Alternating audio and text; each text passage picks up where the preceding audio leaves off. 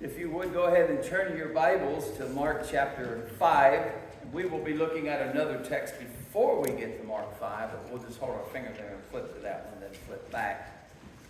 So today we're going to start a brand new series of lessons. The series is titled, What a Friend We Have in Jesus. And it's going to be a 6-part series. And today's lesson is titled, Jesus, a friend of the addicted. So Jesus is a friend of sinners, and he's the friend of those who are addicted. Ray Hinton was sentenced to Alabama's death row for 2 murders he never committed back in 1985. On April the 3rd, 2015, he was set free after serving 30 years for murders he never committed. He sat on Alabama's death row just waiting his turn. He was breathing, but basically Ray was a dead man. And there are millions just like him, not in a jail cell, but in a prison nonetheless. Sin has a way of getting its hooks in us and not letting us go. We're familiar with the saying, sin will take you further than you want to go. It will keep you longer than you want to stay. And it will cost you more than you're willing to pay. And one of the primary ways that our enemy Satan gets his hooks in us is by getting us to turn away from God for our daily sustenance. And we turn to someone else or something else to take the place of God. And it doesn't work. And so we think that we will find joy and happiness in those things. And over time, we depend on those things more and more and more. And one day we find that we are stuck. We're in a prison cell of our own making. We have this habit we can't shake. Well, sin is addiction. You know that, right? Jesus said in John 8, verse 34, he who commits sin is the slave of sin. And addiction is like jail because it robs you of good days. It robs you of relationships. It robs you of joy. It robs you of hope. You're technically alive, but you're not free. And you may even go to work and hold a job, but you're trapped in an addiction. And you have just come to accept that this is just the way life is going to be for me. I'm stuck here, and there's no way that I'm going to be delivered from this, whatever this might be. Can you imagine how Ray felt when they came to him and opened up his cell after 30 years sitting on death row and said, "You are free to go"? He never thought he would ever be free. And there are so many just like Ray who are stuck in an addiction thinking there's no way they will ever be free. There are millions of people just like that. Ray said it was his faith that got him through 3 decades of sitting in a 5-by-8 cell. On death row, you just get 1 hour out. That's it, a day. 23 lockdown, 1 hour out to work out, take a shower, write a letter, or whatever you want to do during that free time. It's not a fun life at all. And addiction, when you think about it, it's really a manifestation of our brokenness. That there's something broken inside of us, and we're always trying to find something to fix it. That's what we're striving to do. Well, maybe you are stuck in some addiction. Very well could be. Maybe you're denying it. Maybe you're in an addiction, but you just simply aren't accepting the fact that you're in addiction. You know the first step in AA? You have to admit you have a problem, right? You can't fix it until you admit that I have a problem. Alcohol's a problem, and the only way I can fix it is to admit that it's a problem. There is no other way. Well, maybe you're trying to justify your lifestyle. You just want to justify what you're doing and think that it's okay. God is good with my addiction. Well, whenever we try to fill this God-shaped hole inside of us with something other than God, we get stuck. I don't care who you are. Anytime you try to fill this God-shaped hole inside of you with something other than God, you're going to get stuck. You're going to get stuck in some lifestyle. So hold your finger here in Mark 5, because we're going to flip right to it in a minute, and look at Luke chapter 4. Luke chapter 4. And I want us to look at two verses, verses 18 and 19. This is Jesus coming to Nazareth to preach. Listen to what he says. Actually, we can let's just jump back to 16 and go 16 to 19. Beginning at verse 16. So he came to Nazareth, where he had been brought up.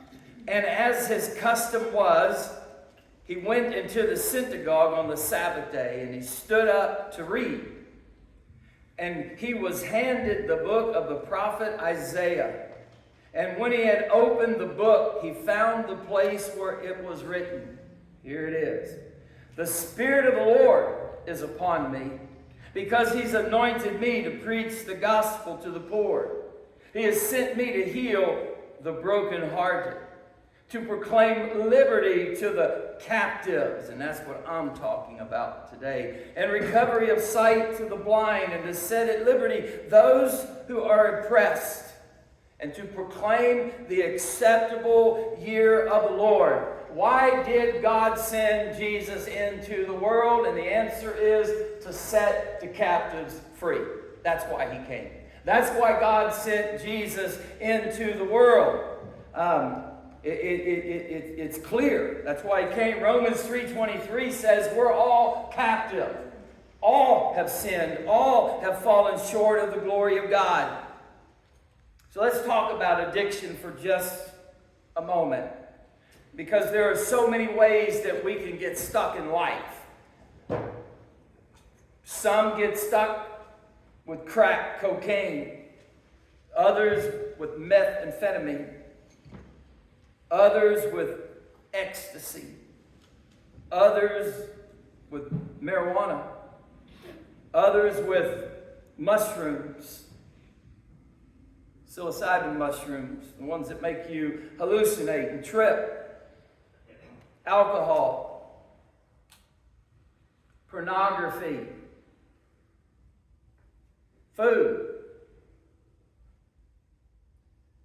sex, iPhones. That's an addiction, is it not? A lot of people are addicted to that. I'm addicted to the iPhone. I have to admit it. That's the first step. I can get help from there. Gambling. There are so many ways in life where we're seeking to fill inside of us, and we're trying to use everything but God, and it's not working. And we find ourselves stuck. And sometimes we get into things we don't mean to get into, and we get into those things, and that's an addiction that causes a second addiction. What do you mean? I mean, there are those who get caught up in a lifestyle and addiction, and then to cover that up, they take drugs. They drink alcohol, because they can't live with themselves doing what they're doing. And so they have to numb themselves. And so you end up in two addictions. An addiction and then some sort of drug so that you can feel good about what you're doing and not feel bad about what you're doing. And so there's so many ways that people get stuck in life. And Jesus came so that we could get unstuck. And so, as we think about addiction, behind every addiction is pain.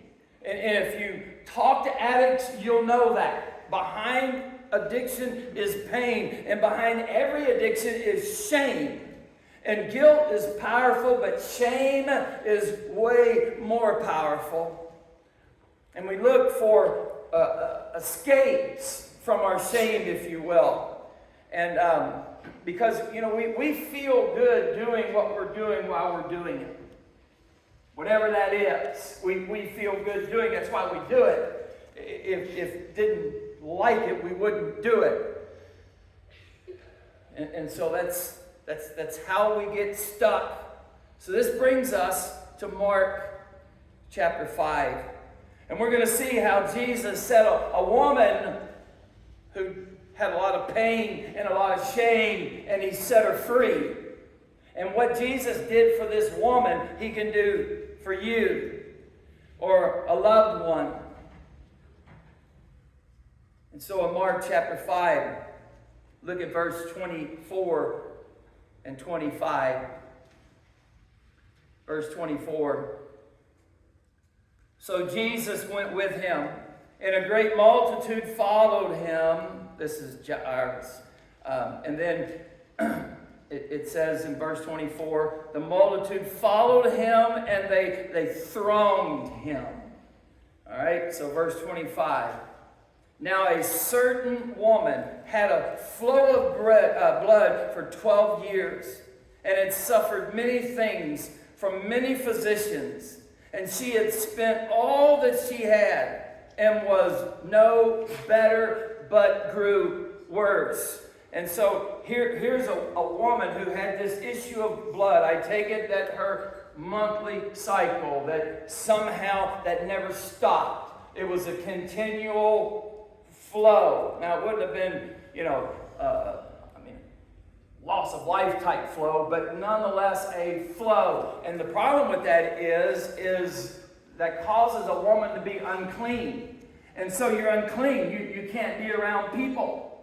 And so you have to stay away from people. So for 12 years, this woman has been isolated. And by the way, a lot of people that go into addiction isolate themselves from other people.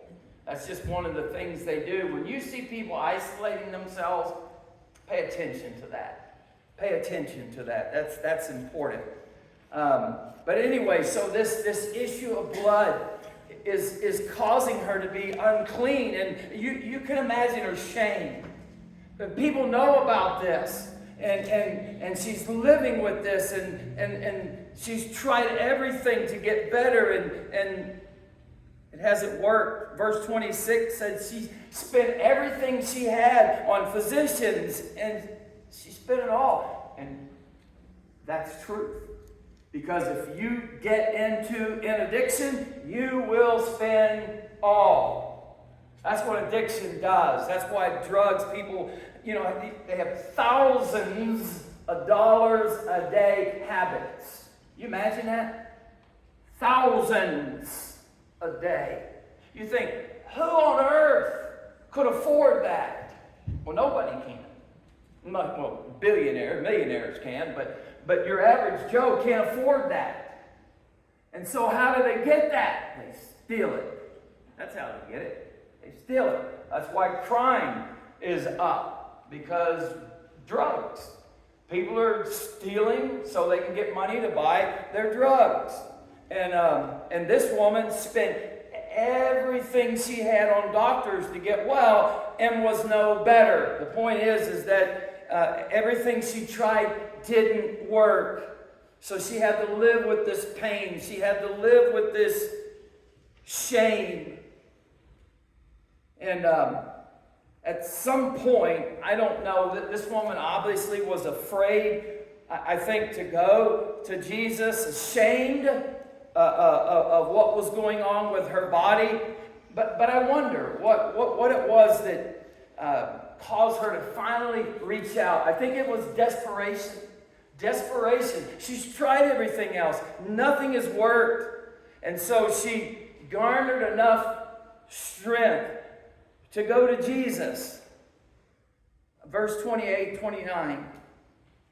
For she said, here it is, if I may only touch his clothes, I shall be made well. That's faith.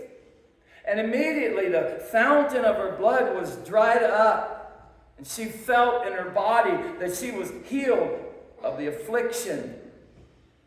And Jesus, immediately knowing in himself that power had gone out of him, turned around in the crowd and said, who touched my clothes?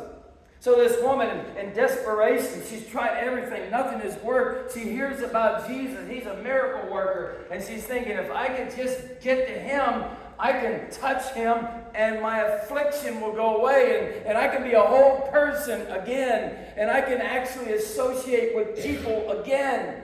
Because she's been living in isolation for 12 years of her life.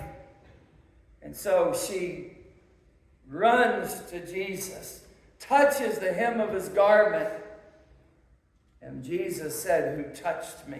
It's interesting. Look at 31. And his disciples said to him, you see the multitude thronging you, and you say, who touched me?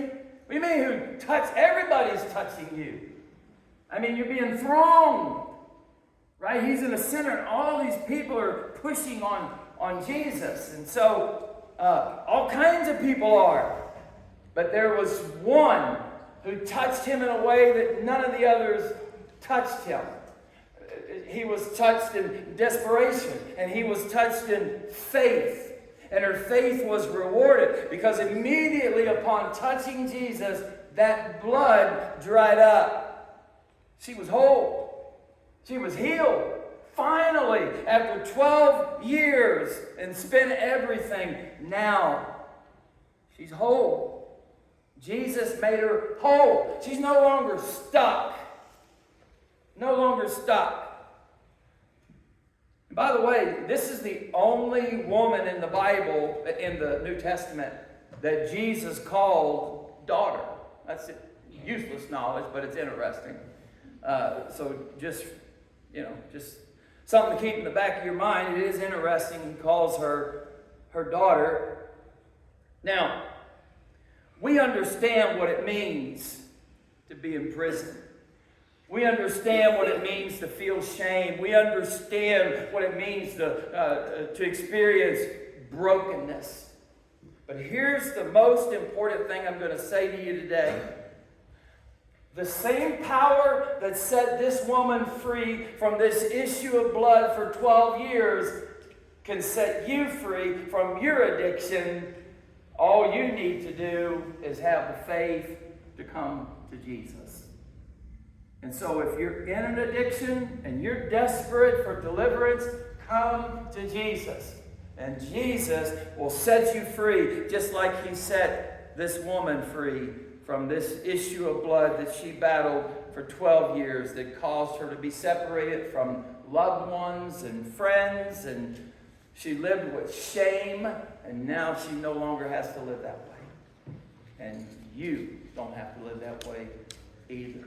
Maybe you're not in addiction. Maybe someone you know is in addiction. I hope you'll point them to Jesus, because Jesus can set them free, because Jesus is the friend of sinners. If you need a friend in Jesus, come today while we sing.